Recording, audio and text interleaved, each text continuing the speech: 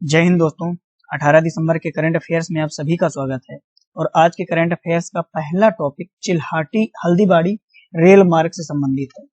देखिए, भारत और पाकिस्तान के बीच जब 1965 में युद्ध हुआ तो उस युद्ध के दौरान भारत और पूर्वी पाकिस्तान के बीच में 6 रेल संपर्क चालू थे।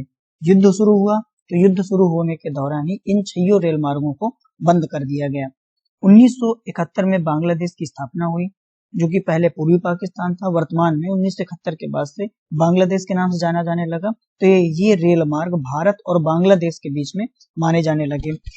अब जब 1965 में युद्ध हुआ था भारत और पाकिस्तान का, उस दौरान जो रेल मार्ग बंद किए गए थे, तो आज 55 वर्षों के बाद उन 6 रेल मार्ग में से एक रेल मार्ग चिल्हाटी हल्दीबाड़ी को खोल दिया गया है। हालांकि 4 और भी खोल दिए गए हैं, लेकिन चिल्हाटी हल्दीबाड़ी के बारे में बात कर रहे हैं तो इसके बारे में देख लेते हैं कि 55 वर्षों के बाद, युद्ध होने के बाद 55 वर्षों के बाद इसे खोल दिया गया है।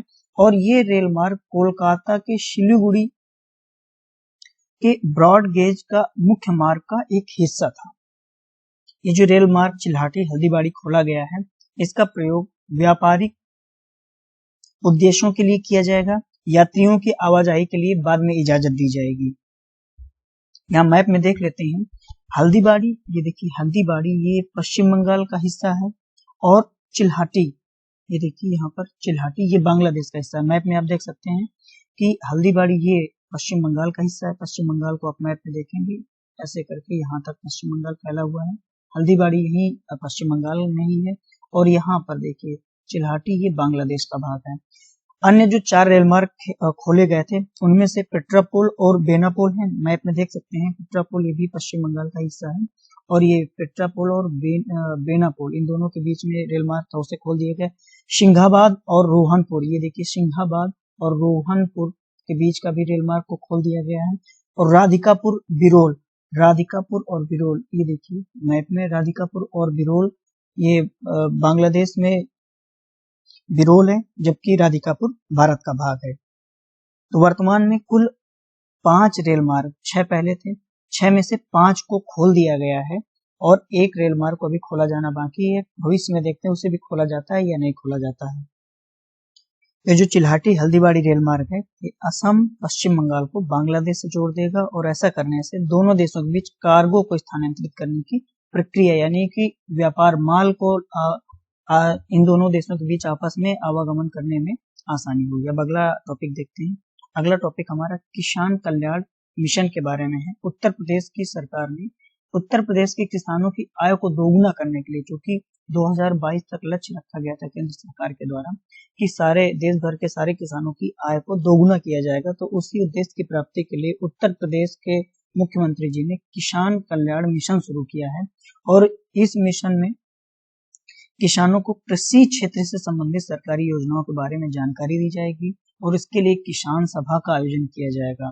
और तमाम प्रदर्शनियां जैसे कृषि क्षेत्रों के लिए, SMSE के लिए और आजीविका मिशनों से संबंधित प्रदर्शनियों का भी आयोजन किया जाएगा, ताकि जो ऐसे किसान जो अभी तक भी योजनाओं को लाभ नहीं ले पा रहे हैं वो जागरूक हों और उनके द्वारा केंद्र और राज्य सरकारों के द्वारा जो भी स्कीमें चलाई जा रही हैं उनका लाभ उठाएं। देखिए, केंद्र सरकार ने 2022 तक जो लक्ष्य रखा है किसानों की आय को दोगुना करने के लिए, उसके लिए कुछ स्कीम, कुछ योजनाएं चलाई हैं, जिनमें से एक प्रधानमंत्री किसान सम्मान निधि है।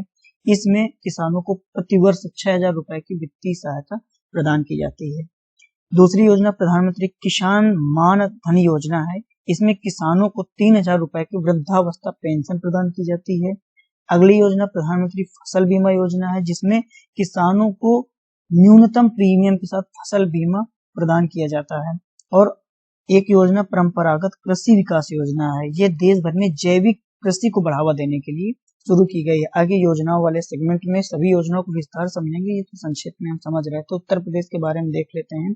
उत्तर प्रदेश के बारे में आप निवासी यदि हैं तो आप इसके बारे में जानते होंगे, लेकिन फिर भी कुछ चीजों को हम देख लेते हैं। भारत में सबसे अधिक आबादी वाला राज्य है, सब जानते हैं। क्षेत्रफल की दृष्टि से चौथे स्थान पर है।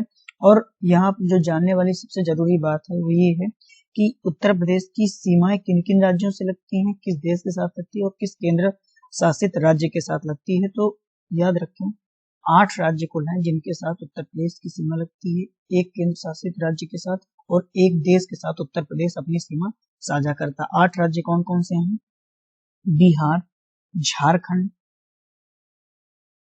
छत्तीसगढ़, मध्य प्रदेश, राजस्थान, हरियाणा, उत्तराखंड और हिमाचल प्रदेश। ये 8 राज्य ऐसे हैं जिनके साथ उत्तर प्रदेश अपनी सीमा साझा करता है। और यहाँ पर दिल्ली है, दिल्ली के साथ भी उत्तर प्रदेश अपनी सीमा साझा करता है।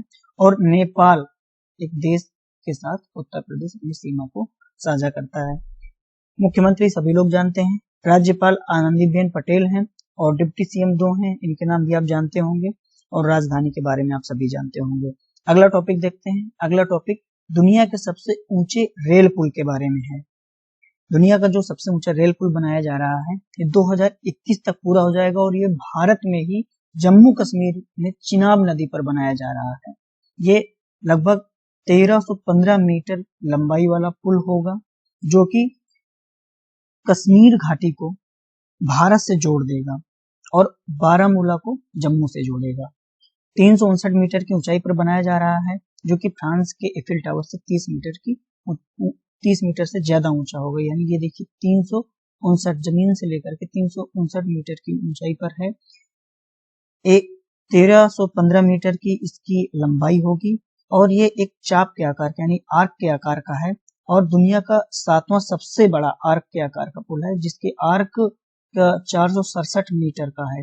ये देखिए यहाँ पर आप देख सकते हैं इमेज में 467 मीटर का इसका आर्क है। आर्क का मतलब है उल्टा यू आकार का। इस पुल को फिनलैंड और जर्मनी की कंपनी के द्वारा डिजाइन किया गया है। ये 266 किलोमीटर प्रति घंटे की जो हवा की स्पीड है उसका सामना कर सकेगा और 120 साल तक ये काम करेगा। क्योंकि इंजीनियर जब किसी भी ढांचे को बनाते हैं तो उसकी एक अनुमानित आयु भी देते हैं कि इतने सालों तक ये काम कर सकेगा ऐसी कंडीशंस में।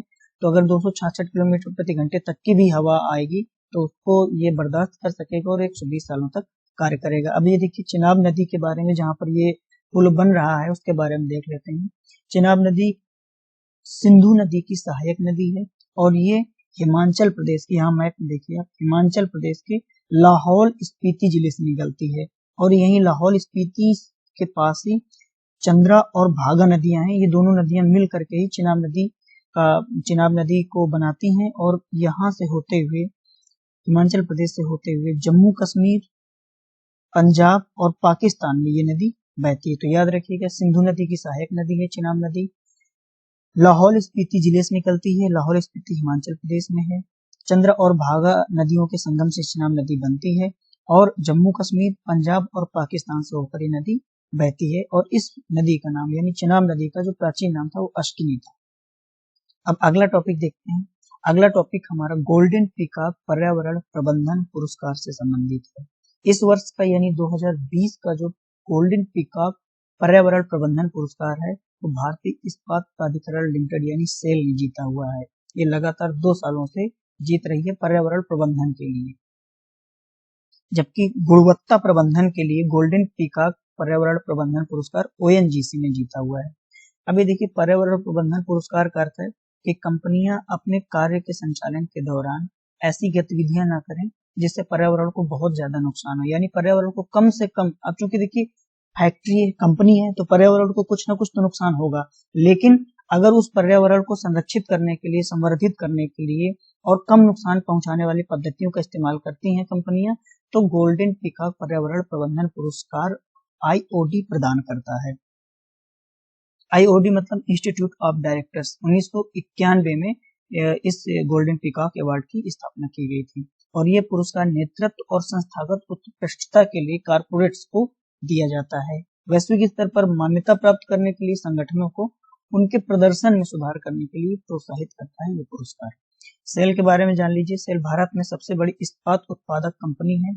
इस्पात मंत्रालय के अंतर्गत ये काम करती है। महारत्न कंपनी है ये। मुख्यालय इसका नई दिल्ली में है और वर्तमान अध्यक्ष अनिल कुमार चौधरी हैं। अब अगला टॉपिक देखते हैं।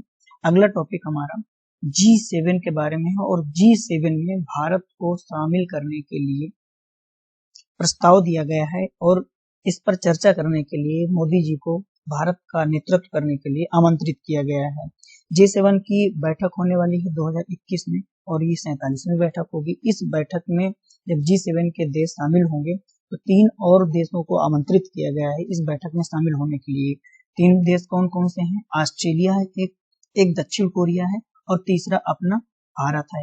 इन तीन देशों को अतिथि देशों के रूप में बुलाया गया है और यहीं पर चर्चा होगी, प्रस्ताव दिया जाएगा कि भारत इसमें शामिल होना चाहे तो हो जाए, और अगर भारत और जो अन्य 2 देश हैं जिनको बुलाया जा रहा है वो शामिल हो जाएंगे तो प्रयास किया जा रहा है कि इसका नाम D10 कर दिया जाए। D10 का अर्थ है डेमोक्रेटिक 10, यानी कि ऐसे 10 देश जहां लोकतंत्र बेहतर ढंग से काम कर रहा है, ऐसे 10 देशों का संगठन। अभी 7 देशों का संगठन, 7 ऐसे देश जो दुनिया के वैश्विक अर्थव्यवस्था का नेतृत्व कर रहे हैं, सबसे ज्यादा विकसित देश हैं ये 7 देश। तो इसका नाम G7 है, ग्लोबल 7। इसमें Canada, France, Germany, Italy, Japan, United kingdom यानी ब्रिटेन और यूनाइटेड स्टेट यानी अमेरिका शामिल हैं। भारत, दक्षिण कोरिया और ऑस्ट्रेलिया के शामिल हो जाने के बाद इसका नाम D10 दे दिया जाएगा। G7 के बारे में पहले ही बता चुका था, एक बार और देख लेते हैं। स्थापना 1975 में हुई थी और 7 सदस्यों के बारे में चर्चा हो चुकी है। कौन कौन? Canada, France, Germany, Italy, Japan, Britain और अमेरिका।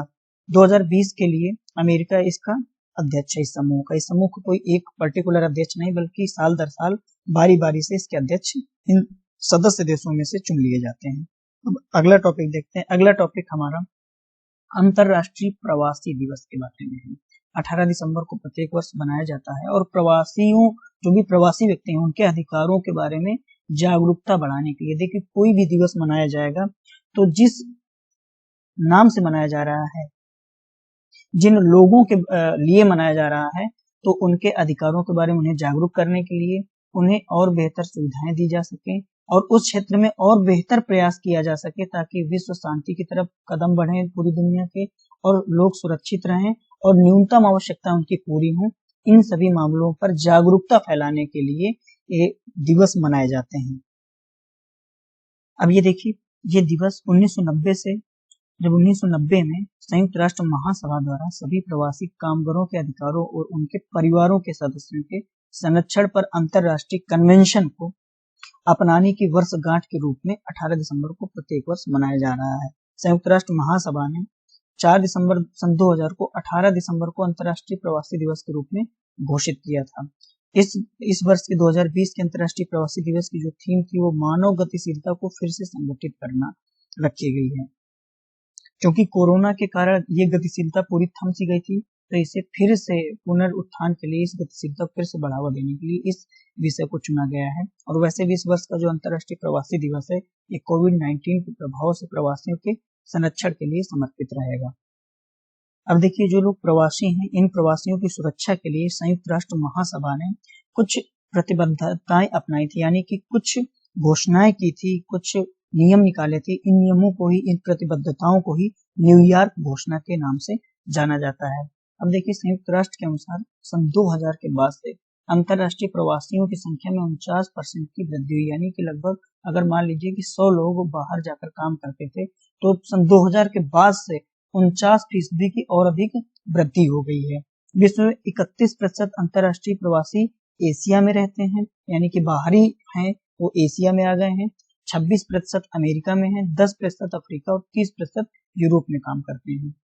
भारतीय प्रवासियों की बात की जाए तो भारतीय प्रवासी ऐसे लोगों को कहते हैं जो अपना देश छोड़कर, यानी भारत को छोड़कर विश्व के अन्य देशों में जाकर बस गए हैं और लगभग 48 देशों में बसे हैं, और भारतीय प्रवासियों की संख्या 2 करोड़ से भी अधिक है वर्तमान में। ये भारतीय प्रवासी जहां भी रहते हैं, जिस देश में भी रहते हैं, वहां की आर्थिक और राजनीतिक दशा व दिशा को तय करने में महत्वपूर्ण भूमिका निभाते हैं। उनकी आर्थिक, शैक्षणिक और व्यावसायिक दक्षता का आधार जो भारत के लोग विदेशों में गए हैं काफी मजबूत है, और वो अलग अलग भले ही भाषा बोलते हों, लेकिन वहां के विभिन्न क्रियाकलापों में अपनी महत्वपूर्ण भूमिका को निभाते हुए अपनी सांस्कृतिक विरासत को भी बनाए रखते हैं। इसके कारण ही भारत को वैश्विक स्तर पर काफी मजबूत पहचान मिली है। अब चूंकि कई देश ऐसे भी हैं जहां की औसत जनसंख्या जो है उसका प्रतिनिधित्व भारतीय ही कर रहे हैं। लगभग 13 ऐसे देश हैं जिनमें 5 लाख से ज्यादा प्रवासी भारतीय वहां की औसत जनसंख्या का प्रतिनिधित्व करते हैं। तो ऐसी स्थिति में भारत के इन देशों के साथ जो संबंध है वो और ज्यादा मजबूत हो रहे हैं। अब चलते हैं अगले टॉपिक की तरफ। अगला टॉपिक हमारा अल्पसंख्यक अधिकार दिवस के बारे में है। प्रत्येक वर्ष ये भी 18 दिसंबर को मनाया जाता है और भारत में अल्पसंख्यकों से संबंधित मुद्दों को उजागर करने के लिए इस दिवस का आयोजन किया जाता है, यह दिवस मनाया जाता है। और यह दिवस याद रखिएगा राष्ट्रीय अल्पसंख्यक आयोग के द्वारा मनाया जाता है, क्योंकि भारत सरकार ने भारत में अल्पसंख्यकों के अधिकारों की सुरक्षा के लिए 1992 में राष्ट्रीय अल्पसंख्यक आयोग की स्थापना की थी और तब से ही 1992 से धार्मिक और भाषाई या जातीय अल्पसंख्यकों से संबंधित व्यक्तियों के अधिकारों पर उनके वक्तव्य को अपनाने की वर्षगांठ के रूप में ये दिवस मनाया जाता रहा है। अब देखिए यहाँ पर सवाल ये आता है, कई बार लोग कंफ्यूज रहते हैं कि अल्पसंख्यक कहा किसे जाता है। देखिए भारतीय संविधान में अल्पसंख्यक कौन है इसकी स्पष्ट परिभाषा नहीं दी गई है। बस अनुच्छेद 29, 30, अनुच्छेद 350 के ए और अनुच्छेद 350 के बी में अल्पसंख्यक शब्द का प्रयोग किया गया है, लेकिन अल्पसंख्यक की परिभाषा नहीं दी गई है। संयुक्त राष्ट्र ने एक परिभाषा अल्पसंख्यकों को दी, उसमें उसने कहा है कोई एक ऐसा समुदाय जिसका सामाजिक, आर्थिक और राजनीतिक रूप से जिस समुदाय का कोई प्रभाव न हो और जिसकी आबादी नगण्य हो, उसे अल्पसंख्यक कहा जाएगा।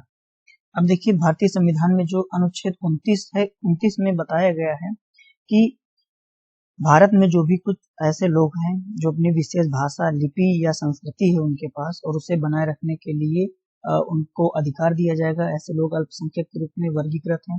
अनुच्छेद 30 में धार्मिक अल्पसंख्यकों को मान्यता दी गई है, जबकि अनुच्छेद 350 ए और 350 बी ये भाषाई अल्पसंख्यकों से संबंधित हैं। वर्तमान में अगर भारत में अल्पसंख्यकों की बात की जाए तो 6 धर्म के लोगों को अल्पसंख्यक वर्ग के रूप में घोषित किया गया है। 1993 में 5 को शामिल किया गया था अल्पसंख्यकों के रूप में, मुस्लिम, सिख, ईसाई, क्रिश्चियन, पारसी और बौद्ध को। आगे चल करके 2014 में जैन समुदाय को भी अल्पसंख्यक के रूप में शामिल कर लिया गया, अल्पसंख्यक मान लिया गया। तो वर्तमान में 6 समुदाय ऐसे हैं जो कि अल्पसंख्यक हैं। कौन कौन से? मुस्लिम, सिख, ईसाई, पारसी, बौद्ध और जैन।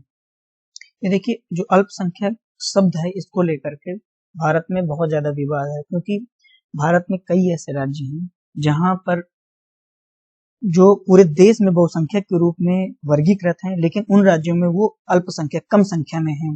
तो वर्तमान में अल्पसंख्यक शब्द को परिभाषित किए जाने की आवश्यकता है। जैसे कि उदाहरण के तौर पर भारत भर में हिंदू बहुसंख्यक हैं, लेकिन लक्षद्वीप में केवल 2% हिंदू हैं और 96% मुस्लिम हैं, तो भी मुस्लिम वर्ग अल्पसंख्यक के रूप में है। इसी तरह पंजाब में सिख बहुसंख्यक हैं, दिल्ली, चंडीगढ़ और हरियाणा में पर्याप्त आबादी फिर भी इन्हें अल्पसंख्यक माना जा रहा है। मिजोरम, मेघालय, नागालैंड में ईसाई बहुत ज्यादा हैं और अन्य राज्यों में भी इनकी अच्छी खासी संख्या, जैसे अरुणाचल प्रदेश, गोवा हो गया, केरल हो गया, मणिपुर, तमिलनाडु, यहाँ तक कि पश्चिम बंगाल में भी अच्छी खासी ईसाइयों की संख्या है, फिर भी इन्हें अल्पसंख्यक माना जाता है। जबकि इन राज्यों में जैसे मिजोरम, मेघालय और नागालैंड, यहाँ अन्य धर्म के या अन्य समुदाय के वर्गों की, अन्य समुदाय के लोगों की संख्या कम है, फिर भी उन्हें अल्पसंख्यक के रूप में घोषित नहीं किया गया है। तो इस कारण इस शब्द को लेकर के भारत में भी बहुत ज्यादा विवाद की स्थिति पैदा हो रही है और आगे चल करके निश्चित तौर पर विवाद होने वाला है। तो अल्पसंख्यक शब्द को अभी तक परिभाषित नहीं किया गया, इसको परिभाषित किए जाने की आवश्यकता है। आज के करंट अफेयर्स में बस इतना ही। लगातार हमारे साथ बने रहिए। ये करंट अफेयर आपको न केवल प्रीलिम्स बल्कि मेंस, बार बार मैं कह रहा हूँ, मेंस में आपको बहुत ज्यादा सहायक सिद्ध होने वाला है। सारे के सारे प्रश्न करंट अफेयर के इस करंट अफेयर सीरीज से ही आने वाले हैं। आप इसे लगातार फॉलो करते रहिए। इस करंट अफेयर का पीडीएफ आपको डिस्क्रिप्शन बॉक्स में टेलीग्राम चैनल का लिंक दिया गया है, वहां पर जाकर के डाउनलोड कर सकते हैं। आज के लिए बस इतना ही। धन्यवाद, फिर मिलते हैं। जय हिंद।